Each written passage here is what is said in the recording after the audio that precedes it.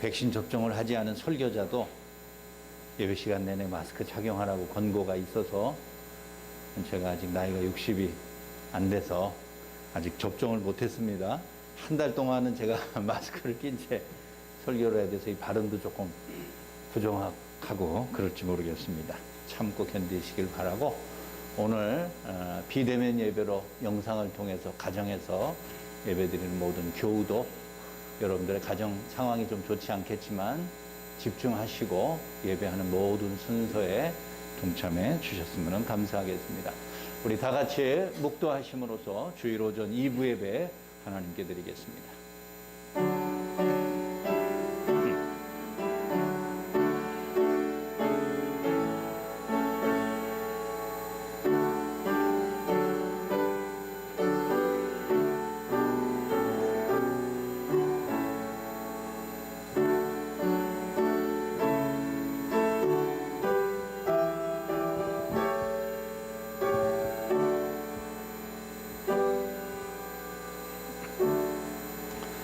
여호와께 감사하고 그의 이름을 불러 아뢰며 그가 하는 일을 만민 중에 알게 할지어다. 그의 거룩한 이름을 자랑하라. 여호와를 구하는 자들은 마음이 즐거울지로다. 아멘. 우리 모든 믿는 자들의 간절한 소망과 신앙을 통해서 찬송받으시기 좋아하시는 아버지 하나님, 그 크신 능력과 사랑과 은혜를 감사합니다. 상황이 엄중하고 세상이 요란하고 고난이 많은 때에 다 함께 모이지 못하고 흩어져서 그러나 하나님을 예배할 수 있는 마음과 믿음과 여건을 허락하시니 감사합니다. 고난 중에도 우리가 모이기를 힘쓰며 예배를 거르지 않았던 믿음의 모습들을 끝까지 잘 지켜나가는 신앙생활 되게 하여 주옵소서. 여러 가지 어려운 형편 속에서도 끝까지 분투하며 믿음을 지키기 위해서 애쓰는 모든 교우들을 하나님이 위로하시며 그들의 처한 형편과 처지를 돌아보시고 능력과 위로를 베풀어 주옵소서. 오늘 드리는 귀한 예배 시간에 모든 교우들이 한마음 한뜻을 가지고서 동참하고 찬양하고 기도하며 말씀에 귀 기울일 수 있는 능력의 시간 되게 하여 주옵소서. 우리 주 예수 그리스도의 이름으로 간절히 기도하옵나이다. 아멘. 전능하사 천지를 만드신 하나님 아버지를 내가 믿사오며 그 외아들 우리 주 예수 그리스도를 믿사오니 이는 성령으로 잉태하사 동정녀 마리아에게 나시고 본디오 빌라도에게 고난을 받으사 십자가에 못 박혀 죽으시고 장사한 지 사흘 만에 죽은 자 가운데서 다시 살아나시며 하늘에 오르사 전능하신 하나님 우편에 앉아 계시다가 저리로서 산자와 죽은 자를 심판하러 오시리라. 성령을 믿사오며 거룩한 공회와 성도가 서로 교통하는 것과 죄를 사하여 주시는 것과 몸이 다시 사는 것과 영원히 사는 것을 믿사옵나이다. 아멘. 오늘도 어디에 있든지 있는 자리에서 하나님을 예배하는 여러분들을 주님의 이름으로 환영하고 축복합니다. 오늘도 우리가 살아가는 세상은 많이 변하고 또 우리가 원하지 않는 방향으로 흘러갈지라도 하나님은 여전히 창세 때부터 지금까지 변함없이 살아계신 분입니다. 그런 하나님이 오늘도 우리의 도움 되시고 또 그런 하나님은 오늘도 우리가 하나님을 사랑한다라고 고백하면서 우리가 이 시간 함께 찬양하며 나아가겠습니다.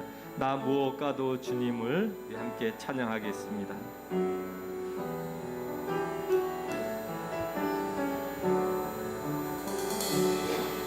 나 무엇과도 주님을 바꾸지 않으리. 다른 어떤 은혜 구하지 않으리.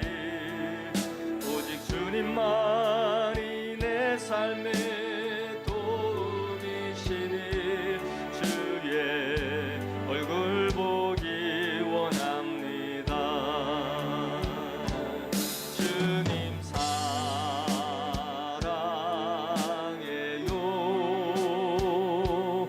온 마음과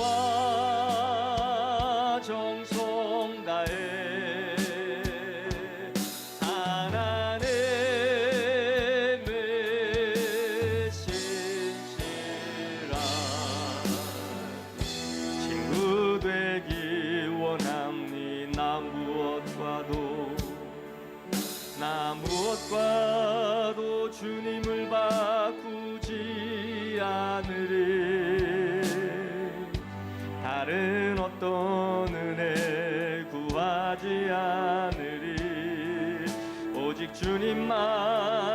내 삶의 도움이시니 주의 얼굴 보기 원합니다. 주님 사랑해요.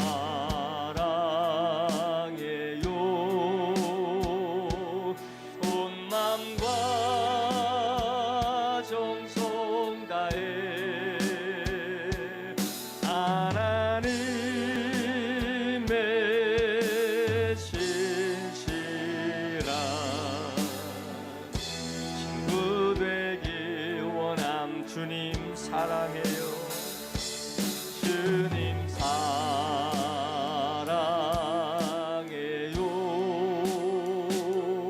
온 맘과 정성 다해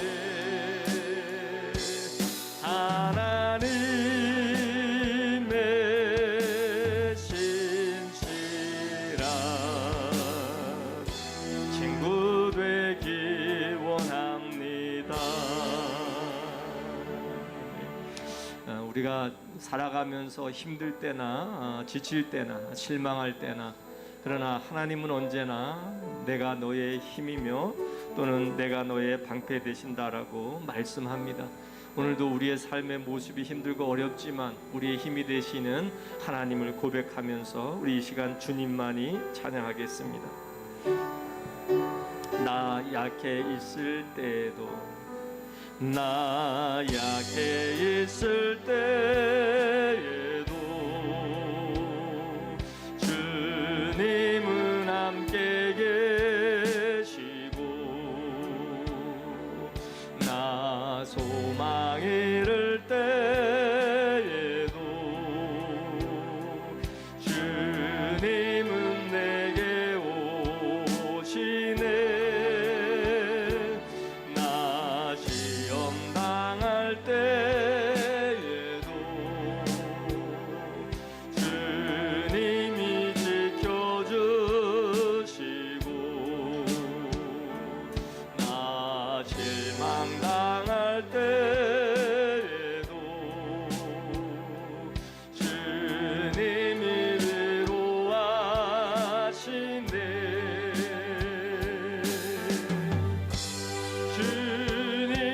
주님만이 내 힘이시며, 오 주님만이 날 도우시네. 오 나의 주님, 내 아버지여. 오 나의 주님, 내 사랑이 나 약해 있을 때도, 나 약해 있을 때에도 주님은 함께 계시고, 나 소망 잃을 때에도 주님은 내게 오시네. 나 시험 당할 때에도 주님이 지켜주시고, 나 실망 당할 때에도 주님이 위로하시네.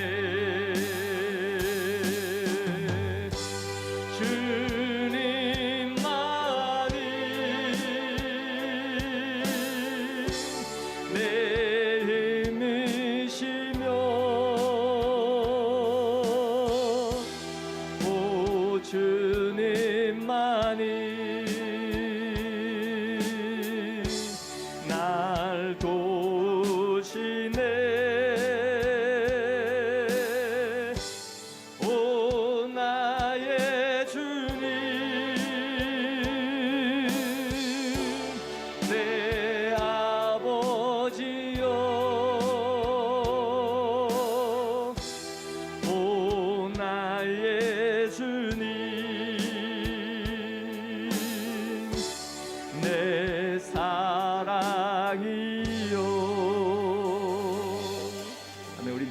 가까이 하게 함은 찬양합시다.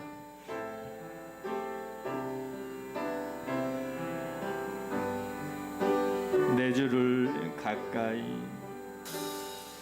내 주를 가까이 하게 함은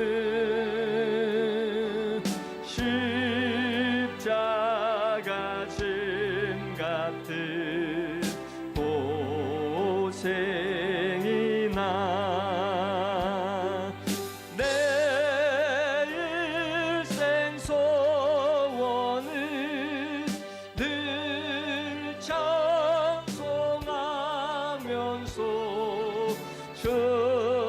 주께도 나가길 원합니다.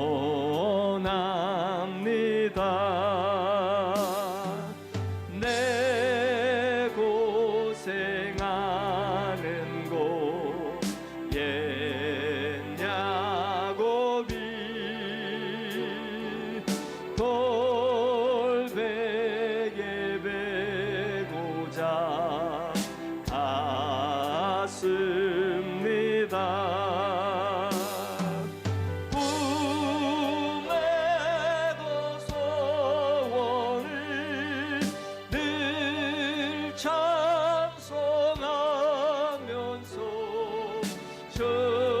주께도 나가길 원합니다.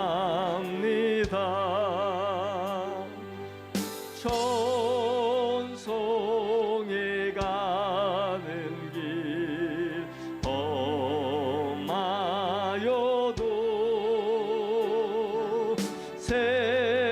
생명길 되나니 은혜로다. 천상을 부르니 늘 찬송하면서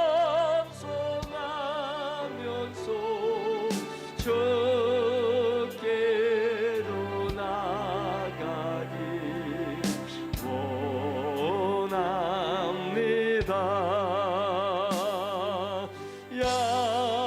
야곱이 잠깨요 일어난 후 돌단을 쌓은 것 본받아서 숨질 때 되도록 늘 찬송하면서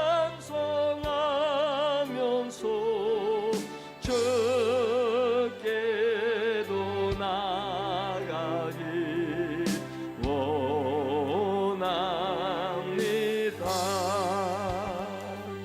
우리 마지막으로 지존하신 주님 이름 앞에 찬양하겠습니다.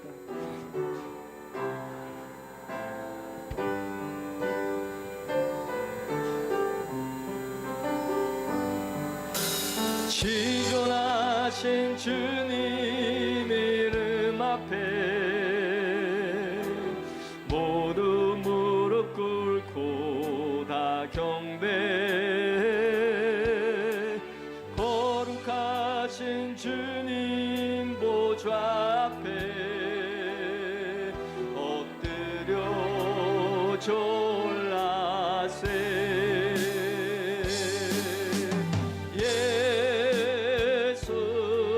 예수는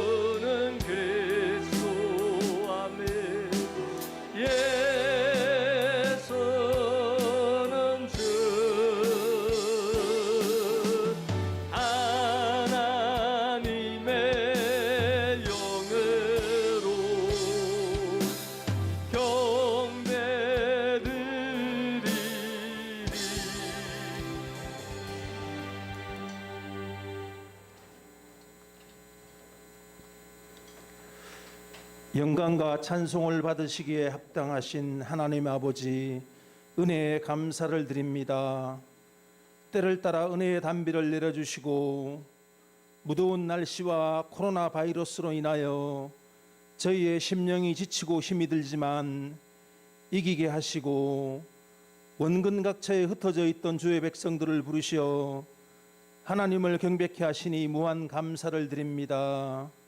자비하신 하나님, 저희들 지난 한 주간의 허물과 죄악의 짐을 지고 이 시간 하나님 앞에 나왔습니다.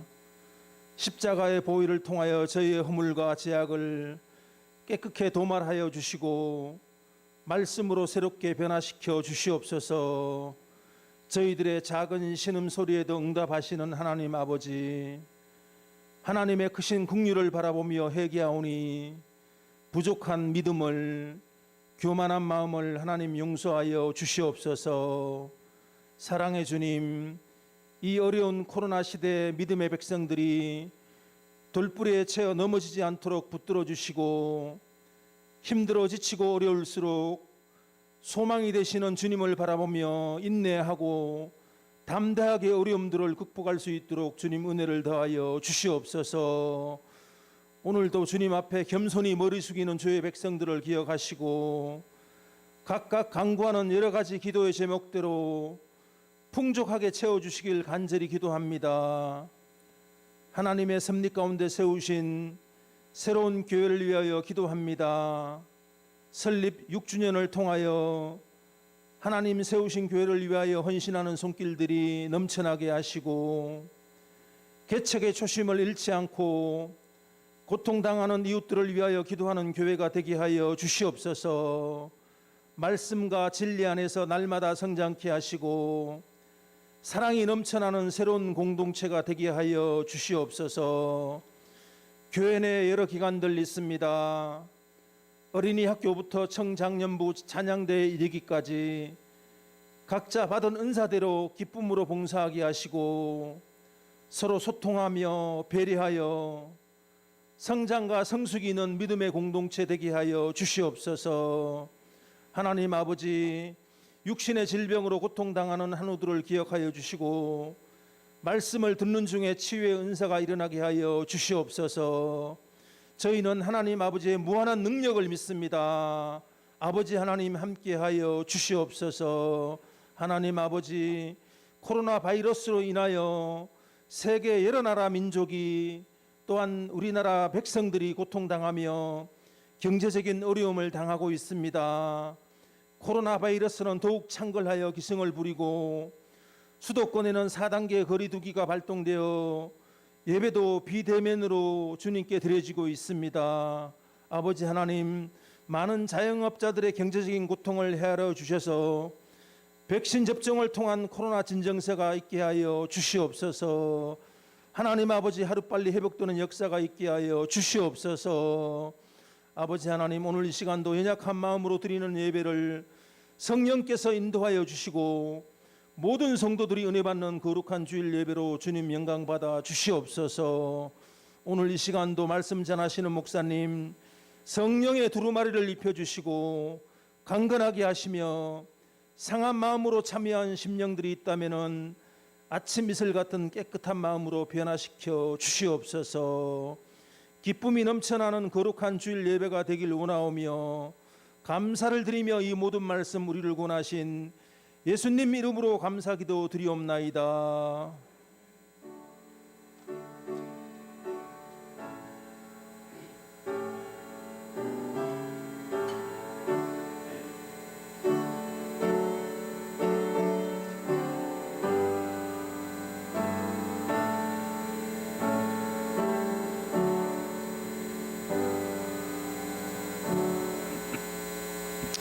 알리는 말씀 전하겠습니다. 우리 거리두기 4단계로 최고 단계로 격상된 관계로 교회 주일 예배가 비대면 영상 예배를 원칙으로 권고를 받고 있습니다. 오늘과 다음 주일 일단 2주간 동안은 비대면 영상 예배를 원칙으로 합니다. 따라서 우리 교회도 다음 주까지 오전 예배를 1부 9시, 2부 11시로 각각 나누어서 드립니다. 9시나 11시 두 번 예배가 동시에 동영상으로 중계되고 있으니 그 점을 여러분들이 참고하시기를 바랍니다. 주일 그 현장 예배는 예배에 꼭 필요한 인원 20명 이내로 제한을 하고 있음을 여러분들 기억하시기를 바랍니다. 그런데 간혹가다 이 주일 오전 예배만 드리고 나머지 수요 기도회나 새벽 기도회가 다 휴무하는 걸로 그렇게 오해하시는 분들이 있는데 그렇지 않습니다. 수요 예배와 새벽 기도회도 종전처럼 똑같이 드립니다. 그러나 다만 영상으로 그것을 중계 동시에 하고 있다는 사실을 여러분들이 참고하셨으면 좋겠습니다. 교회 오지 못하고 영상 예배를 드리는 분들의 헌금 안내를 드립니다. 온라인 헌금을 여러분들이 화면을 잘 참고하시기를 바라고요. 주보에 있는 계좌를 이용하셔도 되겠습니다. 거리두기 4단계로 인해서 5인 이상 사적 모임이 금지됐기 때문에 오늘 셋째 주일 전도회 원래도 휴무하고 또 여름 성경학교도 잠정 연기되었습니다. 방역 수칙을 여러분들이 철저하게 잘 지켜주셔서 우리 교회에서 어려운 일을 당하지 않도록 여러분들이 잘 힘써 주시기를 바랍니다. 네, 봉헌하겠습니다.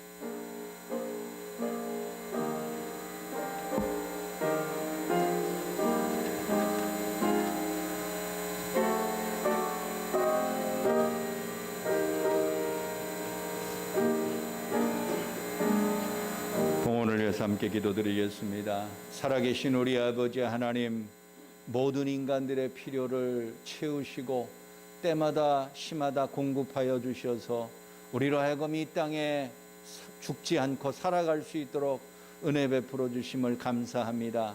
주님의 은혜가 아니었던들 이 자리에 우리가 참여할 수도 없었을 것이고 이 예배에 동참하지도 못하였을 것입니다. 삶이 곤고하고 바이러스로 인하여서 많은 고통과 신음과 눈물이 있지만 그러나 그 가운데 우리가 굴복하지 않게 하시고 하나님이 주신 믿음과 성령의 인도하심을 통하여 끝내 승리할 수 있도록 은혜와 복을 더하여 주옵소서. 이는 시간 드린 귀한 예물 또 온라인 등 여러 가지 방법을 통해서 헌신하는 모든 손길도 기억하시며 그들이 드린 귀한 예물이 적으나 많으나 하나님의 영광과 복음 전파와 교회를 반석 위에 든든하게 세워나가는 모든 일들의 열매가 될 수 있도록 주께서 복내려 주옵소서. 여러 가지 어려운 형편 속에 있는 분들을 위로하여 주시고 인내와 소망을 더하여 주실 줄 분명히 믿사옵고 우리 주 예수 그리스도의 이름으로 축복하며 기도하옵나이다. 아멘. 하나님 말씀 우리 두 군데 함께 살펴보겠습니다. 먼저 로마서 14장 17절입니다. 신약성경 로마서 14장 17절 259쪽에 있습니다. 우리 다같이 한 목소리로 함께 봉독하겠습니다. 하나님의 나라는 먹는 것과 마시는 것이 아니요 오직 성령 안에 있는 의와 평강과 희락이라. 아멘. 우리 계속해서 고린도전서 4장 20절입니다. 267쪽에 있습니다. 우리 성경 고린도전서 4장 20절 역시 다 같이 읽습니다. 하나님의 나라는 말에 있지 아니하고 오직 능력에 있음이라. 아멘. 우리 시간 교우 중에서 몇 분 나오셔서 특별 찬송 드리겠습니다.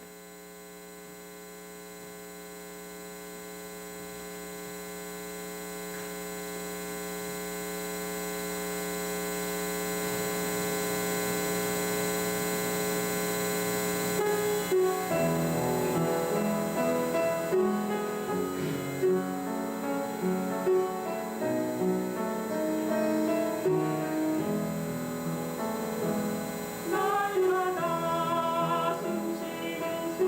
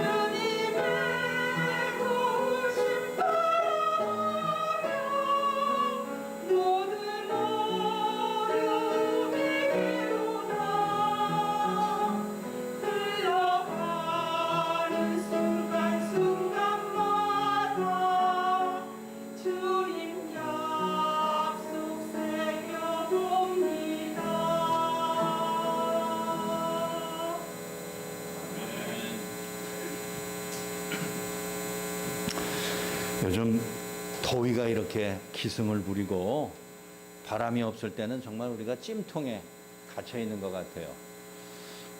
이럴 무더위 속에서는 제일 생각나는 게 얼음인 것 같아요. 빨리 겨울이 왔으면 좋겠어요.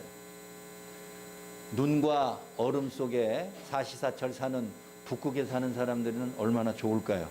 시원하고 더운 때가 없겠죠. 100여 년 전에 북유럽 노르웨이의 탐험가 로알 아문센이라는 사람이 있었습니다. 그가 사는 노르웨이는 유럽의 맨 북쪽에 위치해 있기 때문에 가장 추운 지역인 북극까지 얼마 걸리지 않았습니다. 그래도 그 시대 사람들은 미지의 땅 북극을 탐험하는 것을 두려워했습니다. 왜냐하면 너무 추워서요. 눈과 얼음밖에 없는 곳에 과연 무사히 갔다 올 수 있을까, 이런 두려움이 사람들에게 있어서 감히 그곳에 갈 엄두를 못 내던 차에 아문센이라는 탐험가가 내가 한번 북극의 중심에 갔다 오리라, 이렇게 계획을 세웠어요. 그런데 아쉽게도 아문센보다 앞선 사람들이 간발의 차이로 북극을 먼저 갔다 왔어요. 그래서 아문센이 실망을 해서 그러면 나는 남극을 한번 갔다 오리라, 이런 계획을 세웠습니다. 북극은 노르웨이에서 얼마 지나지 않지만 남극은 수천, 아마 수만 킬로 이상 되는 거리였기 때문에 아예 엄두를 낼 수 없는 것이에요. 저 남미에 사는 아르헨티나나 칠레나 이런 나라에서는 남극을 갔다 올 만하지만 북쪽에 있는 노르웨이 탐험가가 남극을 갔다 오는 것은 상상도 할 수 없는 일이에요. 그래도 아문센은 탐험에 대한 열정을 가지고 팀을 꾸려서 드디어 남극을 탐사하러 떠났습니다. 그것이 1911년 1월이었습니다. 많은 가족과 주변 사람들이 걱정을 했습니다. 과연 무사히 갔다 올 수 있을까? 전화도 원활치 않고 전보나 편지도 원활치 않았던 그런 시대에 아문센 탐험대가 남극을 하나 떠났는데 한 달이 지나고 6개월이 지나고 10개월이 지나도 아무 소식이 없는 거예요. 아문센의 아내가 얼마나 걱정이 됐겠습니까? 살았는지 죽었는지도 알지 못하고, 죽었으면 시체도 찾지 못하는 것이 그 시대의 일이었습니다. 그러던 어느 날 크리스마스가 다가오는 12월 14일이 됐습니다. 꼭 11개월이 지났습니다. 자기 집 상공에 비둘기 한 마리가 계속해서 빙빙빙빙 맴도는 것을 발견했습니다. 아문센의 아내가 그 비둘기를 유심히 쳐다봤더니 자기 남편이 집을 떠날 때 가지고 갔던 그 비둘기 중에 한 마리였어요. 그러면서 주변 사람들에게 큰 소리로 외쳤습니다. 그는 살아있어요. 그는 살아있어요. 한 마리의 비둘기를 보고 자기 남편이 살아있고 그 일을 열심히 잘하고 있다는 마음속에 확신을 갖고 몇 달 후에 드디어 감격의 재회를 하였습니다. 한 마리의 비둘기가 그 남편의 생존과 그 사역을 입증하는 좋은 증거가 되었던 것이지요. 오늘 하나님 나라에 대한 주제를 가지고서 말씀을 드리는 6번째 시간에 오늘 주제는 성령입니다. 하나님의 나라와 성령은 어떤 관계가 있는가라는 것이에요. 많은 그리스도인들이 성령을 생각할 때 혼란스럽습니다. 성부 하나님도 아니고 우리와 똑같은 육신을 입고 온 성자 그리스도도 아닌 성령은 눈에 보이지도 손으로 만질 수도 없는 존재이니 그냥 유령쯤으로 귀신쯤으로 여기는 경우가 많았습니다.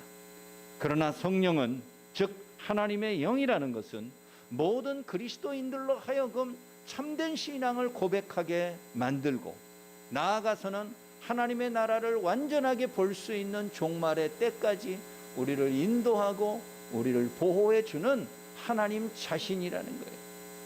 오늘 성령에 대한 말씀과 하나님 나라라는 주제를 함께 생각해 보면서 세 가지 주제를 함께 나누고자 합니다. 첫째는 교회를 통해서 하나님의 나라가 확장된다라는 사실입니다. 예수님의 12 제자들은 예수님이 부활하시고 승천하신 이후에 매우 불안한 나날을 보내고 있었습니다. 제자들이 예수님이 부활하실 때만 하더라도 마음속에 큰 기대와 희망을 가졌습니다. 그러나 40일 동안 제자들과 함께 있은 후에 성부 하나님 곁으로 가실 때에 그러면서 예수님이 약속을 하셨습니다. 내가 너희들에게 보낼 성령을 기다리라. 내가 성령을 보내줄 것이니 그 성령이 너희에게 세상 끝날까지 함께하리라. 약속을 했습니다. 열흘이 지나도 성령이 오지 않는 거예요. 임하지 않는 거예요. 제자들과 예수님의 부활을 믿었던 많은 사람들이 마가 요한의 다락방에 모여서 기도하였지만 성령이 오지 않는다면 그들의 모든 기대와 희망이 물거품이 되는 것이에요. 12 제자들은 3년 전에 예수님과 함께 전도 활동을 시작하면서 회개하라, 천국이 가까웠느니라, 하나님의 나라가 가까웠다라는 말로서 복음을 전했습니다. 예수님이 이 땅에 오신 것은 하나님의 나라가 막 시작됐다는 것을 선언하는 것이었습니다. 많은 유대인들이 예수님을 통해서 보는 기적을 보고 입에서 나오는 천국 복음의 권위 있는 말씀을 듣고서 하나님 나라에 대한 천국에 대한 희망과 기대를 키워나가던 차였습니다. 아주 절정에 이르던 차였습니다. 그러나 예수님께서 십자가에 못 박혀 죽으시면서 제자들과 이스라엘 백성들의 모든 기대와 희망이 한순간에 산산조각 나버리고 말았습니다. 끝났구나. 하나님의 나라가, 천국이, 새로운 나라가 시작되는 줄 알았는데 이렇게 3년 만에 끝장나버렸구나. 그렇게 생각을 한 거예요. 그러나 예수님께서 사흘 만에 부활하신 것을 보고서 다시 한번 유대인들과 제자들은 꿈을 꾸기 시작했습니다. 하나님의 나라가 드디어 완성될 때가 왔다. 그러나 웬걸요? 예수님은 40일 동안 함께 계시면서 제자들에게 다시 한번 말씀을 가르치면서 하나님의 나라가 아직 완성되지 않았음을 그들에게 가르치고 내가 약속한 성령을 기다리면은 너희가 그 성령을 통하여 하나님의 나라의 역군이 되리라. 우리 주님이 그렇게 약속하셨습니다. 성령은 어떻게 도대체 임하는 걸까요? 아무도 성령을 본 적도 만난 적도 없던 제자들입니다. 마태복음 3장 16절에 보면 예수님이 요단강에서 세례 요한에게 세례를 받을 때 성령이 임하였습니다. 하늘에서는 성부 하나님의 음성이 들렸고 그들의 눈에는 성령이 임하는 것 같은 모습을 보였는데, 그때 마태복음 3장 16절을 보니까 성령은 비둘기같이 임하였다라고 그랬어요. 아문센의 아내가 보았던 그 비둘기 같은 거 말이에요.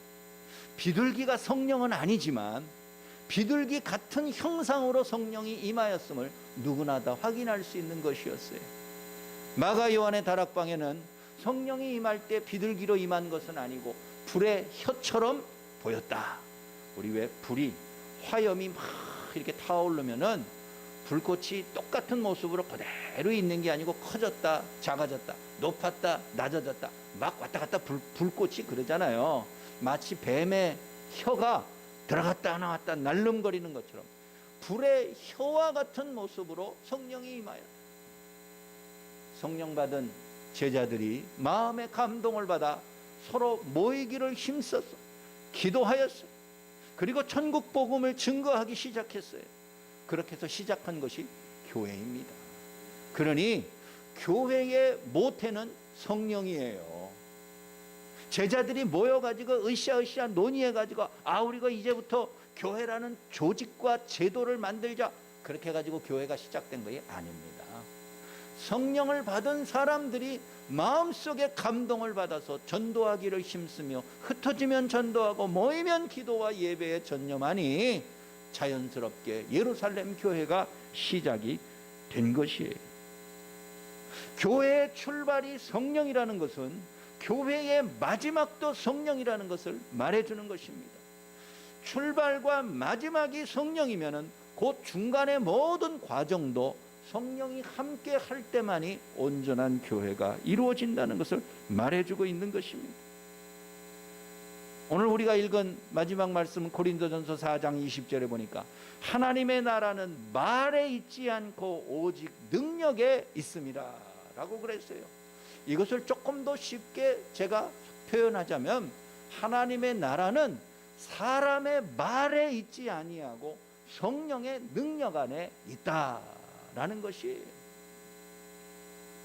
인간은 자기 자신을 말로 표현합니다. 자기의 능력과 존재의 가치를 말로 표현하는 것을 좋아해요. 나의 지식과 경험이 얼마나 출중하다는 것을 말로서 표현합니다. 그런데요, 하나님의 나라는 사람의 말로서 완성되고 유지되는 게 아닙니다. 능력에 있습니다. 성령의 능력에 있다는 거예요.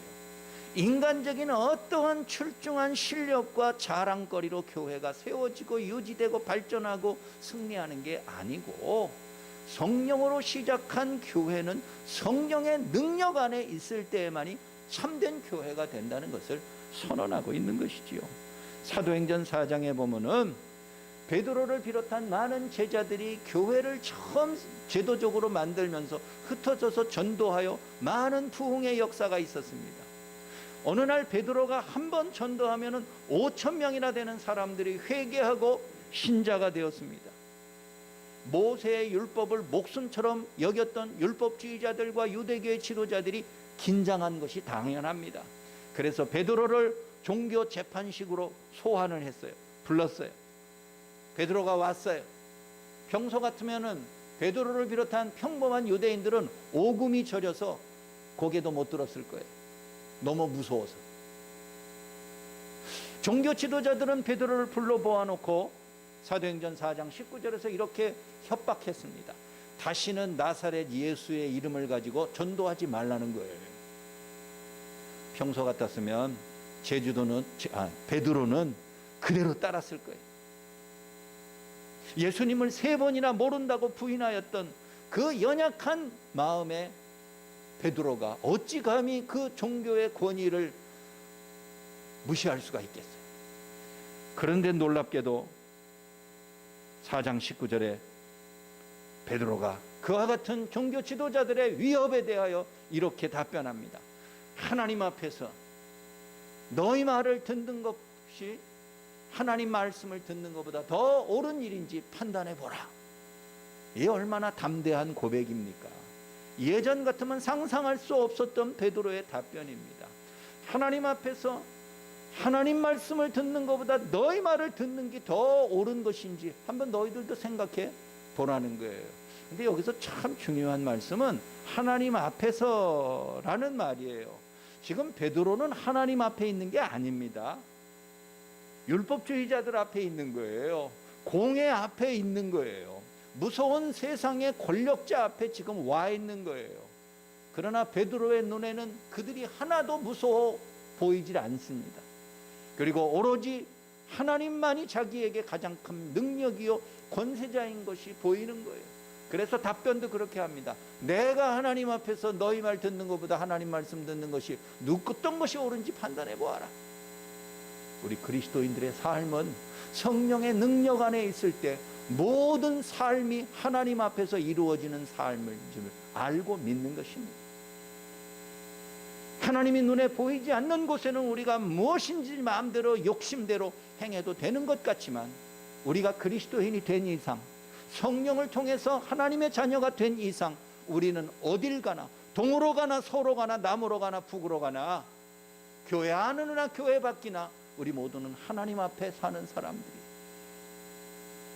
기어다니는 어린아이도요, 자기 엄마가 내가 무엇을 할 때 기뻐하고 무엇을 할 때 싫어하는지 다 압니다. 그 어린아이도요.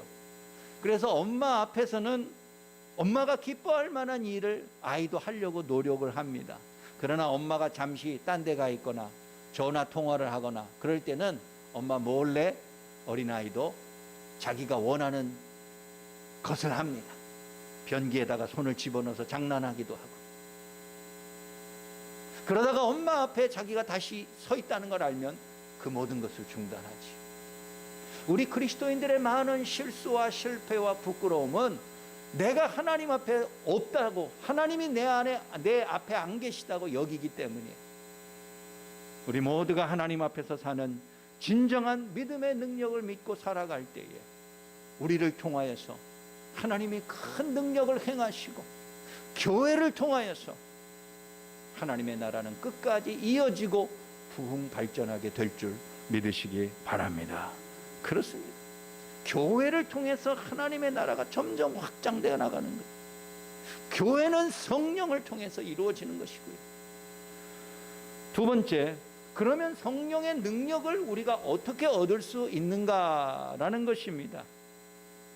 오늘날 성령에 대한 한국 그리스도인들의 오해는 매우 깊습니다. 1960, 70년대, 80년대 초반까지 한국 교회는 부흥의 절정을 이루었습니다. 한국 교회의 부흥의 배후에는 성령운동이 있습니다. 방언과 신유와 예언의 은사들이 충만하였던 시기가 바로 그때였습니다. 한국 교회가 부흥하고 발전할 수 있는 데는 성령운동이 큰 역할을 차지한 것은 부인할 수 없는 사실이에요. 그런데 잘못된 성경 해석과 극단적인 신앙 체험으로 인해서 성령에 대한 심각한 오해와 왜곡이 생겨나기 시작을 한 거예요. 성령 운동의 폐단 가운데 하나가 바로 그것입니다. 당신이 성령 받았다는 것을 증명해 보라는 거예요. 그게 뭐냐? 방언하고 예언하고 병을 고치는 능력이 있고 이런 것을 강요하는 시대예요. 그런 게 없으면 너는 성령이 없다라고 사람을 단죄하는 거예요. 그러니 방언을 가르쳐주는 학원까지 생겼어요. 이게 성령 운동의 폐단이에요. 그리고 극단적인 개인의 체험을 지나치게 강조했어요. 너 성령 받아봤어? 성령의 불을 받아봤어? 속이 뜨거워졌어? 그래서 결과가 어때? 끊임없이 사람을 시험하게 만드는 거예요. 이것이 성령에 대한 오해와 왜곡을 불러일으켰어요. 역설적이게도 그런 성령에 대한 잘못된 생각과 체험 위주의 신앙이 한국 교회의 능력을 실추시켜버렸어요. 성령으로 부흥하였던 한국 교회가 성령에 대한 잘못된 생각과 강요와 교만함으로 오히려 영광을 가리고 힘을 잃고 신뢰를 잃게 만들었어요. 성령에 대한 오해의 대표적인 것이 성령 충만한 사람일수록 광신자가 된다는 거예요. 광신도가 된다는 거예요. 예수 안 믿는 사람들에게 물어보세요. 광신도는 어떤 사람이냐? 그러면은 뭐 기도를 열심히 하는 사람이 광신도가 아니라 모든 것을 교회에다가 다 시간을 바치는 사람을 광신도라 그래요. 직장도 안 가고요, 가정도 소홀하고요, 자녀도 잘 돌보지 않고 무조건 교회 일에만 열심을 하는 사람들을 미친 사람이라 그렇게 부른다는 거예요. 광신도라는 거예요. 성령이 충만한 사람은 광신도가 되는 게 아닙니다. 광신도만이 성령 충만한 사람이 아니에요. 성령을 받지 못한 중생한 그리스도인은 없습니다. 여러분 다 마음속에 답변해 보세요. 나는 진정한 그리스도인인가? 나는 예수를 나의 구주로 진심으로 믿는가? 우리 세례받을 때 고백했던 그 단순한 내용을 믿으면은 그는 그리스도인이에요. 로마서 8장 9절에 보면 누구든지 그리스도의 영이 없으면 그리스도의 사람이 아니라 라고 돼 있어요.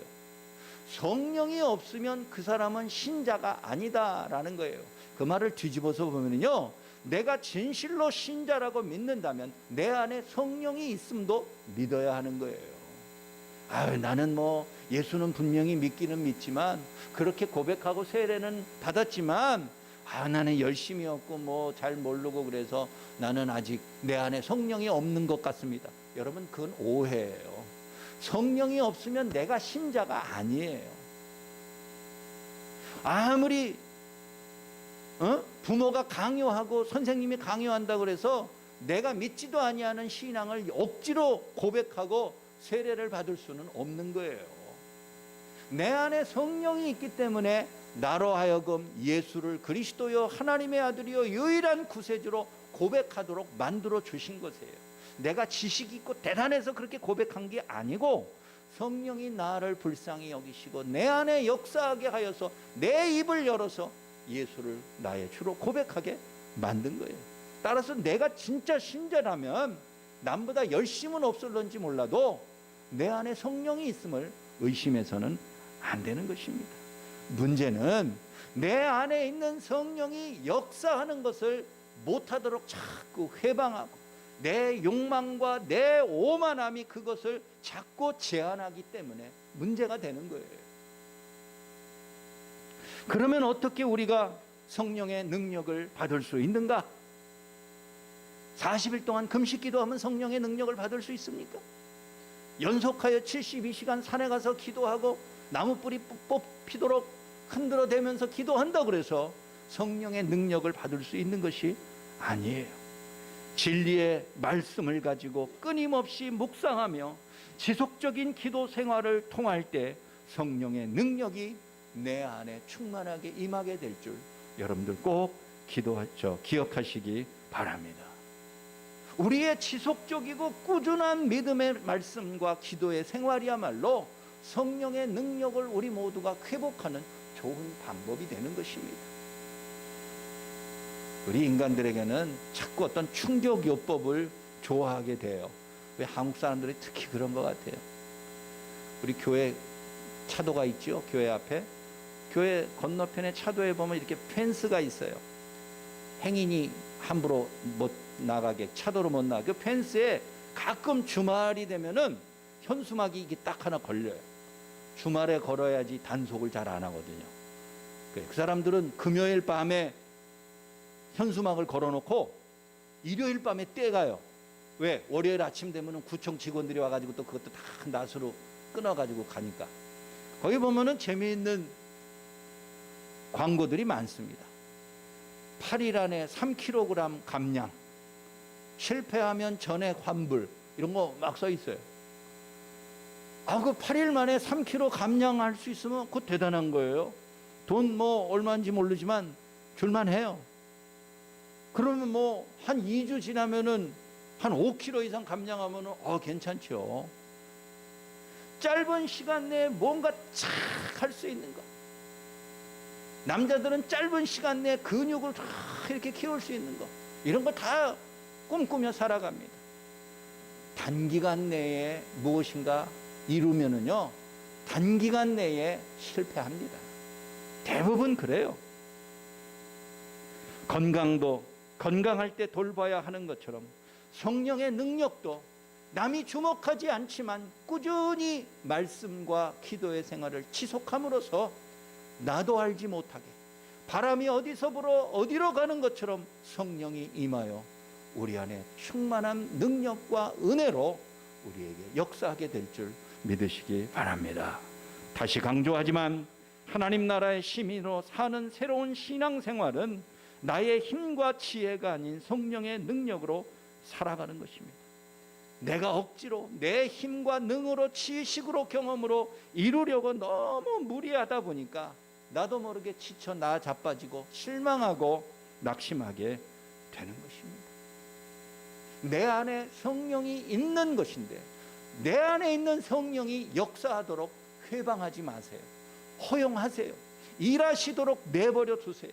그리고 그 성령이 이끄시는 대로 내가 따라가고 순종할 때 그 성령을 통하여 하나님이 나에게 말할 수 없는 능력과 은혜와 삶의 기쁨의 감격을 더하여 주실 줄 믿습니다. 마지막 세 번째, 성령은 하나님의 나라에서 신자 개개인이 구원의 확신 속에서 끝까지 살아가도록 도우십니다. 여기서 중요한 말은 끝까지라는 말입니다. 우리 신자의 삶이라는 게 예수 한 번 믿고 세례 한 번 받았다고 해서 끝나는 것이 아닙니다. 말 그대로 죽을 때까지 마지막까지 계속되는 것이 신자의 삶입니다. 그 마지막 순간까지 나와 함께하고 도우시는 분이 그게 바로 성령이라는 거예요. 그러니 성령을 우리가 어찌 멀리할 수 있단 말입니까? 성령은 단지 우리가 예수를 처음 믿을 때에 신앙 고백을 할 수 있도록 도와주고 중생의 역사를 통해서 구원을 한번 주신 이후에 구원받은 이후에는 나 몰라라 하고 너 혼자 한번 잘해봐라 그러고 떠나가는 하나님 성령이 아니세요. 성령이 한번 임하면 성령은 끊임없이 마지막 순간까지 우리 신자들 개개인과 함께하고 돌아보시고 동고동락하는 하나님이세요. 그런 성령의 능력과 충만함을 절대 가볍게 여겨서는 안 되는 거예요. 언젠가 제가요 스포츠 운동선수들 있잖아요. 이 스타급에 오르는 유명한 기량이 출중한 그런 선수들에 대한 글을 장문의 글을 읽은 적이 있어요. 운동선수들은 누구나 다 국가대표가 되거나 마지막에 슈퍼스타가 되는 것을 원하고 꿈꾸며 살아갑니다. 같은 종목을 전공한 경쟁자 선수들이 얼마나 많아요. 그러나 극소수의 선수만이 스타가 되는 거예요. 그런 목표에 도달하기 위해서 어떤 사람들은 많은 돈을 들여서 개인 트레이너를 고용합니다. 코치를 고용을 합니다. 그리고 그 사람에게 돈을 줘서 그 사람이 나와 함께 동고동락하며 24시간 먹고 자고 하면서 나를 도와주고 내 선수로서의 약점과 단점을 잘 파악해서 그거를 잘 바꾸고 개선하여 남들보다 더 좋은 선수가 되게 하도록 도와주는 거예요. 그게 개인 코치 아니에요? 개인 감독과 트레이너라는 거예요. 그 코치는 내가 승리하고 뜻을 이뤘을 때 함께 기뻐해 줘요. 자기가 그렇게 훈련을 시켰으니까. 내가 실패하고 패배했을 때 나와 함께 눈물을 흘리며 내 어깨를 두드려주며 위로해 주는 사람이 또 코치예요. 위대한 챔피언이 된 뒤에는요 반드시 훌륭한 코치나 감독이 있습니다. 운동 스타들이 자기 혼자 이룬 그 영광과 능력이 결코 아니라는 거예요. 그런데 그렇게 챔피언이 되니까는 여기저기서 후원사들이 와서 돈을 주면서 광고 계약을 맺자는 거예요. 프로골프 선수들 보면은 머리끝에서부터 발끝까지 전부 광고로 도배했어요. 쓰는 모자에도 그 후원하는 회사의 이름과 로고가 새겨져 있지요. 티셔츠에도 그렇지요. 바지나 치마에도 그렇지요. 신발에도 그렇지요. 양말까지. 후원사들의 모든 돈을 지원받으면서 대접을 받아요. 또 TV 광고, CF 광고 모델로 또 섭외가 들어와서 정신을 차릴 수 없어요. 예전에는 운동할 시간이, 연습할 시간이 부족했는데 이제는 돈 버는 시간이 부족한 거예요. 그리고 또 기자들이 다 쫓아와가지고 이것저것 물어봐요. 기자들이요 아주 정말 대단한 사람이에요. 내 친구 중에 그 기자하는 친구가 하나 있는데 천하에 이렇게 말씀이 또 곤란하네. 천하에 하지 못할 일이 기자라는 거예요. 자기가 기사를 잘 이렇게 취재해가지고 오면은 자기 상사가 이거를 취재한 거라고 해와 맨 좋은 얘기만 다 썼네. 사람이 좋은 얘기만 하면은 관심 없어. 나쁜 얘기도 부정적인 얘기도 해야지. 그거 다시 취재해와. 그러면 가가지고 다시 한번 그 사람한테 그 사람이 좋아하지 않을 내용을 물어보는 거예요. 꼬치꼬치 물고 뭐 집요하게 물고 늘어지는 거예요. 그러니까 이 선수들이 부담이 되는 거예요. 기자들 보면. 근데 자기 옆에 코치가 서 있어요. 그 코치는 내가 무명의 시절에 내가 얼마나 형편없는 사람이었는지를 다 알아요. 내가 무엇이 단점이고 약점이고 잘못하는지 다 알아요. 그런데 그 코치가 옆에 서 있으니까 기자가 나에게 단점에 대해서 물어볼 때 거짓말로 답변할 수가 없는 거예요. 그러니까 점점 코치가 싫어지는 거예요. 부담스러워요. 그러니까 가진 이유를 붙여가지고 해고해요. 계약을 만료시켜서 나 이제 코치 필요 없어. 나는 정상에 서 있기 때문에 나 혼자 이제 잘할 수 있어. 코치 당신은 끝. 그러나 코치가 멀어진 이후에 정상에서 오랫동안 버틴 선수는 거의 없어요. 제가 아는 사람 한 명도 없어요. 끊임없는 훈련과 연습을 해야 되는데 정상에 오르는 것도 중요하지만 정상을 유지하고 성을 지키고 방어하는 건 더 어려운 거예요. 더 많은 노력과 똑같은 훈련을 계속해야지 경기력을 유지할 수 있는데 돈 버느라고 그리고 나에게 도움을 줬던 코치를 해고함으로써 그 사람은 점점 기량이 쇠퇴해지고 마지막에는 사라져버립니다. 오순절 제자들에게 강림한 성령의 이름이 무엇인지 아십니까? 보혜사예요. 보혜사의 이름의 뜻이 무엇인지 아십니까? 위로자라는 뜻이에요. 상담자라는 뜻이에요. 상담자. 내가 낙심하고 괴롭고 실패하고 우울하고 죽고만 싶을 때 내 옆에서 내 처지를 이해해주고 위로해주고 나를 돌봐주고 다른 사람들 앞에서 나를 보호해주고 대신 고난을 짊어질 사람, 그게 바로 보혜사라는 뜻이에요. 카운셀러라는 뜻이에요. 상담자라는 뜻이에요. 그 성령이 하는 역할이 그런 거예요. 성령은 우리 믿음의 개인 트레이너와 같아요. 코치와 같아요. 우리로 하여금 믿음 생활을 통해서 정상인 예수를 고백하는 데까지 우리에게 역사하고 도움을 주셨을 뿐만 아니라 마지막까지 끝까지 우리를 보호하고 실수할 때마다 위로해주고 막아주고 인도해주고 격려해주는 위대한 역할을 누가 합니까? 성령이 하는 것이에요. 우리의 신앙생활이 부담이 된다고 해서 그런 성령을 외면하고 해고하고 멀리 떨어져 나갈 때 그때는 좋을런지 모르죠. 자유로울런지 몰라요. 그러나 갈수록 우리의 신앙은 쇠퇴하여 사탄의 먹이가 될 수밖에 없는 불행한 인생으로 떨어져 버리고 말 것입니다. 사랑하는 여러분, 끝까지 도우시는 성령을 의지하여 지금도 내게 공급하시는 성령의 은사를 잘 알아야 돼요. 내가 대단한 그리스도인은 아니지만 오늘도 성령은 우리 모든 그리스도인들 개개인에게 이런 은사 저런 은사를 주세요. 그 은사가 남들 보기에는 별로 중요하지 않은 것 같아도요, 그 은사는 성령으로부터 온 귀한 선물입니다. 세상에서 얻을 수 없는 특이한 선물이에요. 그 은사를 통하여 끊임없이 헌신하며 교회에게 헌신하며 복음 증거에 헌신하며 주의 나라의 백성으로 살아가는데 그 은사를 사용하면 성령이 언제까지든지 우리에게 함께 하시고 마지막 날까지 코치처럼 우리를 돌아보시고 떨어지지 아니하도록 추락하지 않도록 우리를 보호하시고 인도하시는 줄 믿으시기 바랍니다. 오늘 말씀 로마서 14장 17절에 보니 하나님의 나라는 먹고 마시는 것이 아니요 오직 성령 안에 있는 의와 평강과 희락이라 라고 그랬어요.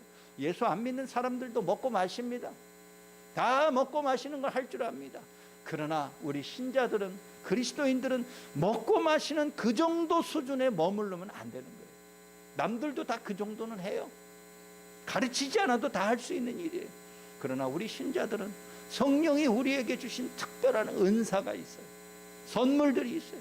그런 것들을 잘 개발하여 주의 나라에 도움되는 쪽으로 헌신할 때 하나님은 우리가 생각지 못했던 더 큰 위대한 면류관을 우리에게 상급으로 더하여 주실 줄 믿습니다. 말씀을 마칩니다. 탐험가 아문센의 아내는 자기 남편을 1년 가까이 보지 못했지만 그러나 자기 집 주변을 맴돌고 떠나지 아니하는 비둘기를 보면서 내 남편은 살아있음을 의심하지 않고 희망을 간직하였습니다. 사랑하는 교회 여러분, 우리는 창조주 하나님의 살아계심을 무엇으로 확인할 수 있습니까? 예수 그리스도가 그 하나님 우편에서 오늘도 우리를 위하여 기도하고 간구하시는 것을 무엇으로 입증할 수 있습니까? 바로 성령을 통해서 증명할 수 있는 거예요. 성령이 내 안에 임재하고 그 능력 안에 살아가는 것을 보면서 우리는 성부 하나님의 존재하심과 성자 예수 그리스도의 역사하심을 비로소 확인하고 증명할 수 있는 것입니다. 누구는 비둘기 한 마리를 보고서 그의 소망을 확인하는 것처럼 우리는 성령 한 분의 역사하심과 동행하심을 통하여 성삼위 하나님의 역사하심을 다시 한번 확인할 수 있는 것입니다. 하나님 나라의 백성으로 살아가는 것, 그냥 사과나무 아래서 입 벌리고 살아가는 게 아니에요. 떨어질 때만은 그런 게 아니에요. 끊임없는 노력과 은사를 통해 주시는 노력과 희생과 헌신이 뒷받침될 때 비로소 우리는 하나님 나라에 사는 백성으로서의 보람과 은혜를 체험하게 될 것입니다. 오늘도 우리 가운데 역사하는 성령을 다시 한번 갈망하며 그 성령의 능력 안에 승리하는 여러분들의 복된 삶 되시기를 주의 이름으로 간절히 축원합니다. 사랑이 많으신 아버지 하나님 은혜를 감사합니다. 우리의 일거수일투족을 돌아보시며 하나님이 없는 곳에서도 하나님은 역사하시고 아무도 주목하지 않는 곳에서 은밀한 곳에서 기도하더라도 들어 응답하시는 우리 아버지 하나님이신 줄 믿습니다. 하나님 나라의 백성으로 사는 것이 우리의 마지막 신앙생활의 목표일진데 예수 그리스도가 이룩한 이 위대한 능력과 복된 새로운 삶들을 성령과 더불어서 이루어 나갈 수 있도록 인도해 주옵소서. 행여 내 힘과 지식과 능력에만 의지하는 어리석은 자 되지 않게 하시고 내 말과 혀에만 의지하지 않게 하여 주시고 성령 능력 안에 살아가는 믿음의 자녀여 시민이 될 수 있도록 주께서 역사하여 주옵소서. 우리 모든 신자들의 마음속에 근심과 낭만과 불안함과 무서움이 있습니까? 성령의 충만함을 다시 한번 받게 하시고 성령을 통해서 역사하는 하나님의 손길을 날마다 깨달을 수 있는 믿음의 백성들 되게 하여 주옵소서. 우리 주 예수 그리스도의 이름으로 간절히 기도하옵나이다. 아멘. 우리 다 같이 일어나셔서 183장 찬송 부르겠습니다.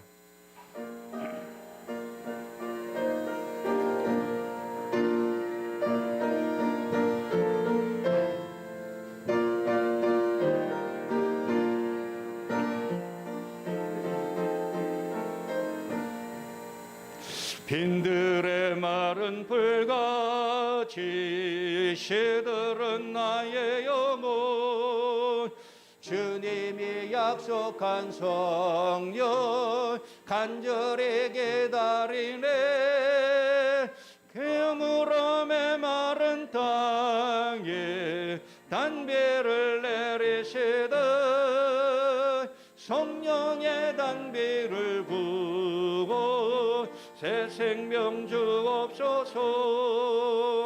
반가운 빗소리 들려 산천이 춤을 추네.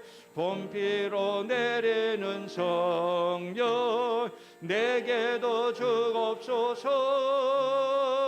가물음의 마른 땅에 단비를 내리시듯 성령의 단비를 부고 새 생명 주옵소서. 절 따라 우로를 내려 조목이 무성하니 갈급한 내 심령 위에 성령을 부으소서. 가물어 메마른 땅에 단비를 내리시듯 성령의 단비를 부어 새 생명 주옵소서. 참되신 사랑의 언약 어길 수 있어보랴. 오늘의 급족한 은혜 주실 줄 믿습니다. 가물어 메마른 땅에 단비를 내리시듯 성령의 단비를 부어 새 생명 주옵소서. 아멘. 이제는 절망에 빠진 모든 인생들에게 유일한 구원의 영생의 통로 되신 예수 그리스도의 은혜와 창조주 하나님의 영원할 수 없는 사랑하심과 성령님의 위로 교통 충만케 하심이 낙심한 세상 속에서 끝까지 성령의 위로를 통하여 신자로서 기쁨과 감격 속에 살아가기로 소원하는 머리 숙인 모든 주의 자녀들 위에 이제부터 영원까지 항상 함께 하실지어다. 아멘.